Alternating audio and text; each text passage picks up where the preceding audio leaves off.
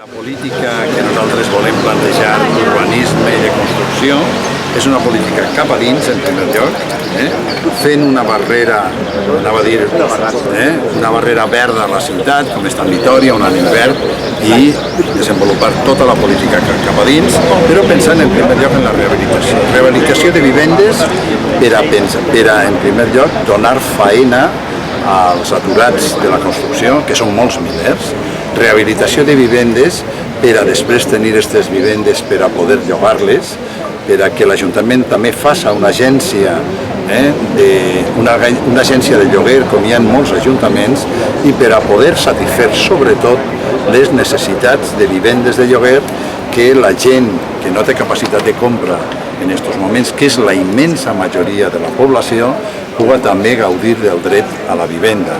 Jo vull recordar que en 2014 va haver més demandes de vivendes de lloguer en València que de vivendes de compra.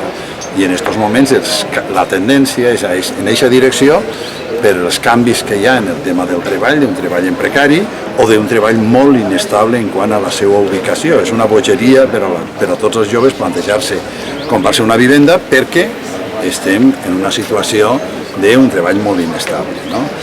Volem parlar també de rehabilitació del patrimoni, perquè pensem que és un tema que la ciutat de València, en general el País Valencià, va molt endarrerit. Tenim un molt bon patrimoni, però quan el mirem per aquí, quan mirem les muralles, s'assembla més a una ciutat acabada de bombardejar moltes vegades, realment, sobretot si mirem el Cabanyal, que a una ciutat que cuida el seu patrimoni. I li volem dir a Rita Barberà que no s'ha molestat en absolut en buscar recursos per a la rehabilitació.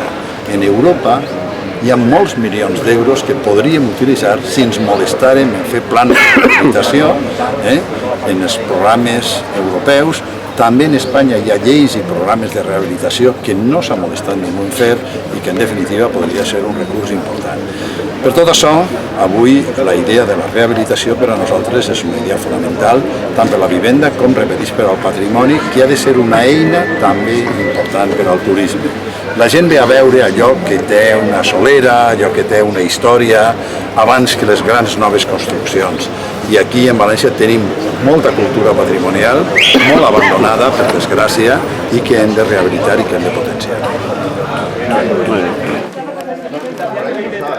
Això és muralla, això és pared.